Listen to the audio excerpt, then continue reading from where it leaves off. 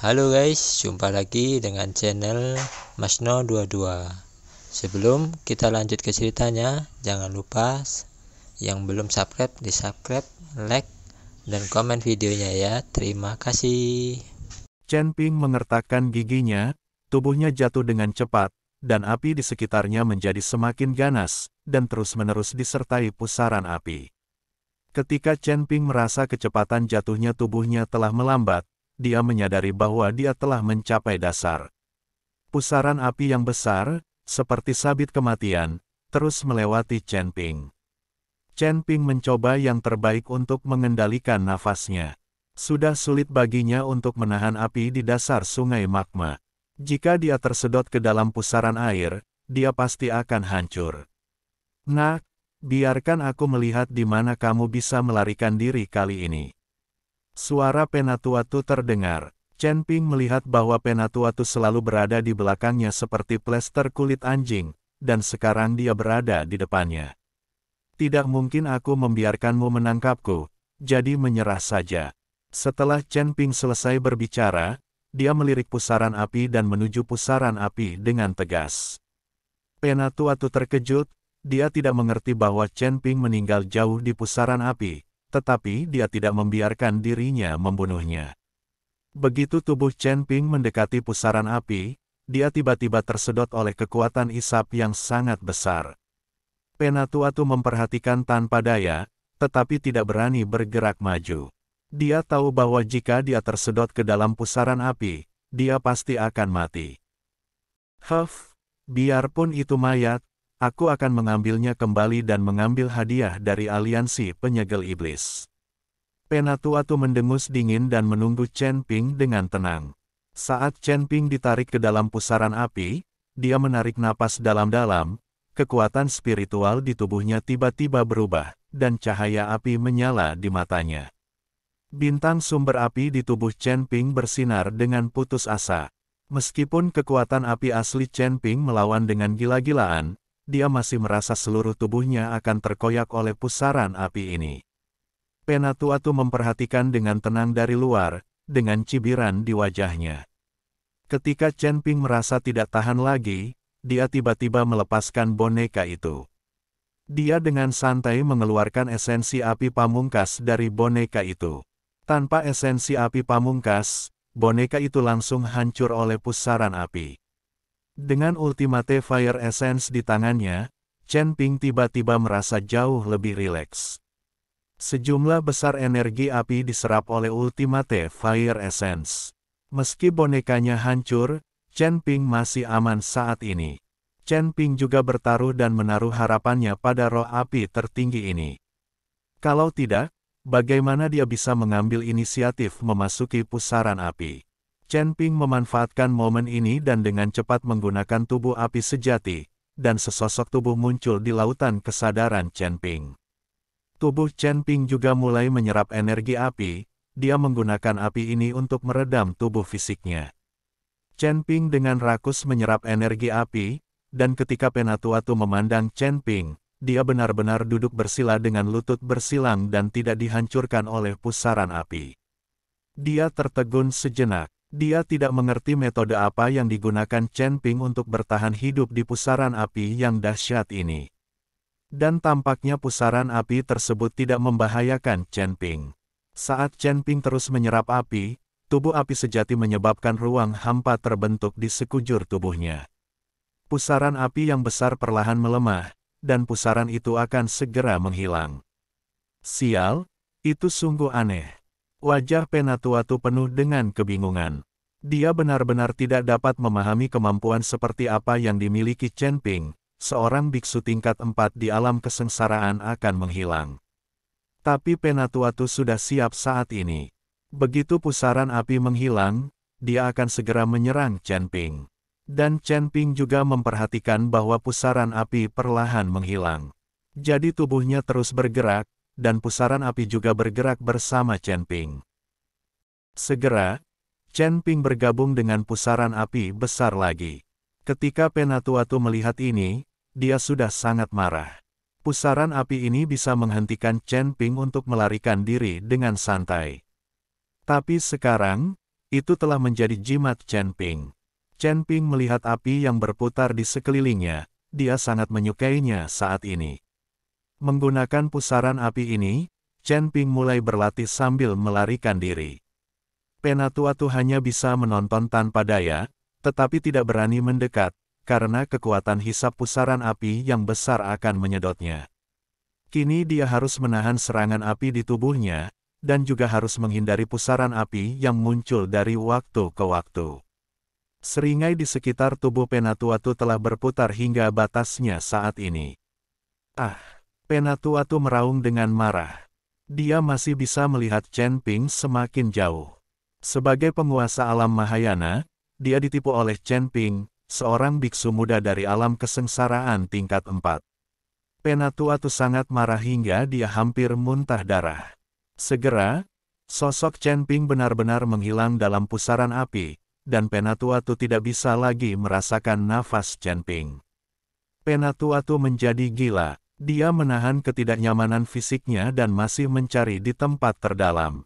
Tapi setelah lama mencari, tidak ada tanda-tanda keberadaan Chen Ping sama sekali, dan seringai di sampingnya mulai pecah berkeping-keping. Tanpa perlindungan Grimace, tubuh Penatuatu tidak dapat menahan serangan api. Penatuatu tidak punya pilihan selain berenang ke hulu dengan putus asa. Tertahan di atas sungai magma, Penatuatu sangat tertekan. Semua murid yang dibawanya dibantai, dan dia dikejar dalam waktu lama, tapi dia tidak menyakiti Chen Ping sama sekali. Jika hal ini diberitahukan, siapa yang akan mempercayainya? Di alam Mahayana, saya tidak bisa menghadapi biksu tingkat 4 di alam kesengsaraan. Tidak ada yang percaya ini. Tapi inilah faktanya. Penatuatu menyesal datang ke sekte Xian ini. Lebih baik membiarkan tetua lain datang. Dia awalnya ingin mendapatkan pujian, tetapi ketika sekte wajah hantu menelan sekte Xian dalam satu gerakan, statusnya pasti akan naik. Tapi sekarang, semuanya menjadi kacau. Jika dia tidak bisa membunuh Chen Ping, dia tidak tahu bagaimana kembali dan menjelaskan. Melihat aliran lava yang mengalir, ekspresi Penatuatu menjadi semakin jelek. Sepertinya tanpa pengorbanan, tidak ada cara untuk menyampaikan. Setelah Penatuatu terdiam beberapa saat, jejak tekad tiba-tiba muncul di matanya. Segera setelah Penatuatu melambaikan tangannya, lusinan wajah hantu mendatangi Penatuatu, dan pada saat yang sama, terdengar semburan jeritan dari wajah hantu tersebut. Lusinan wajah hantu mulai menempel pada tubuh Penatuatu, dan tubuh Penatuatu terus membesar. Wajah hantu ini memiliki bentuk yang berbeda-beda dan wajah yang garang, dan semuanya melekat pada tubuh Elder Tu, membuat Elder Tu tampak memiliki lusinan wajah. Adapun seringai Penatuatu, perlahan-lahan pecah dari tengah alisnya, dan kemudian gumpalan darah mengalir di antara alisnya. Kemanapun darah mengalir, setiap seringai dengan rakus menyedotnya, sambil memancarkan aura iblis yang kuat. Api hitam yang aneh terus berputar di sekitar Elder Tu.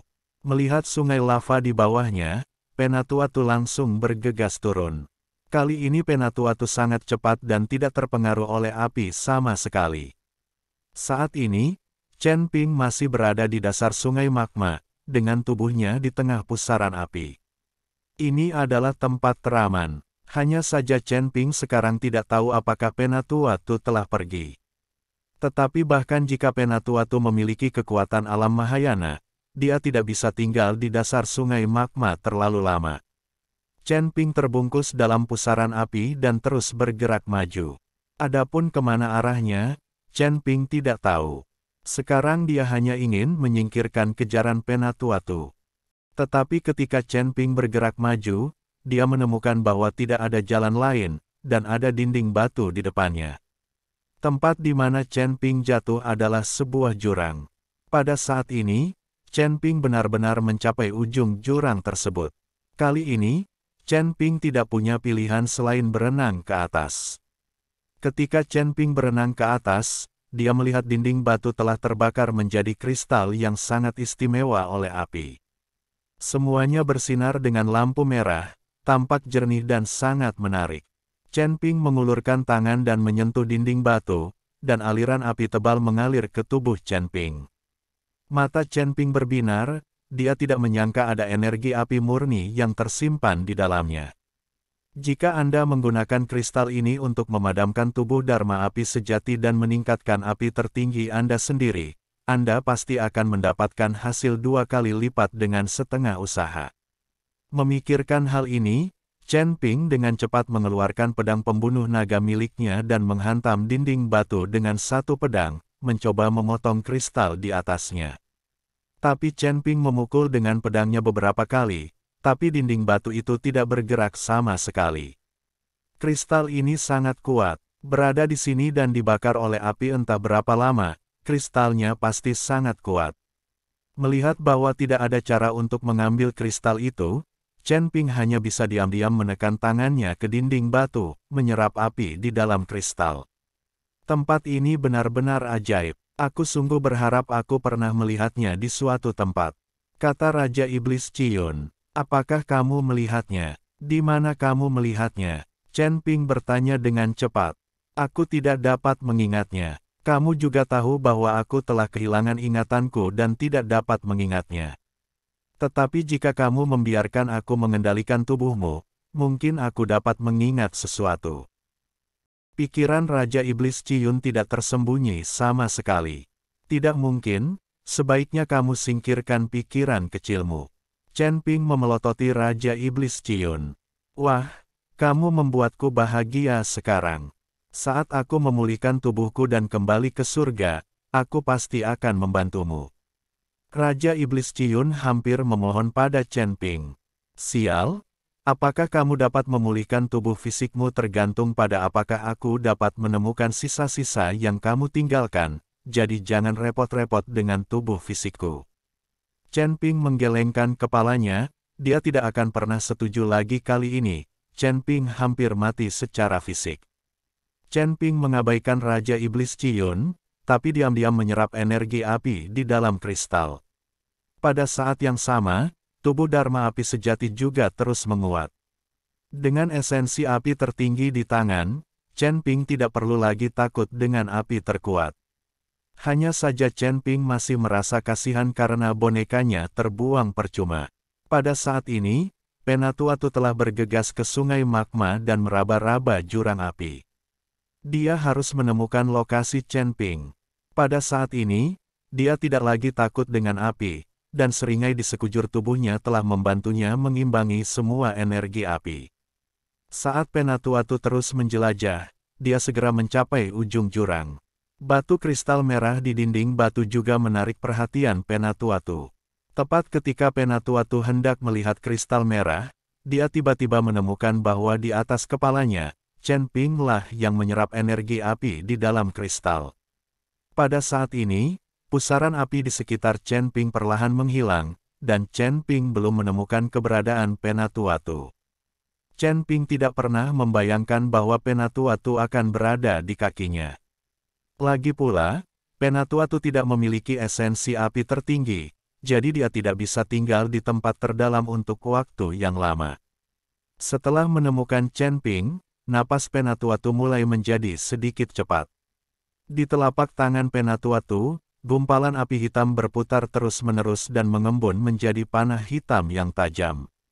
Suara mendesing, panah panjang ditembakkan, langsung menembus magma, melewati lapisan api, dan menuju ke arah Chen Ping seperti bintang jatuh. Terjadi ledakan keras, dan seluruh sungai magma mulai mendidih. Ketika ledakan mereda, Penatuatu terkejut saat mengetahui bahwa Chen Ping masih berada di atas kepalanya, dan sepertinya dia tidak diserang sama sekali.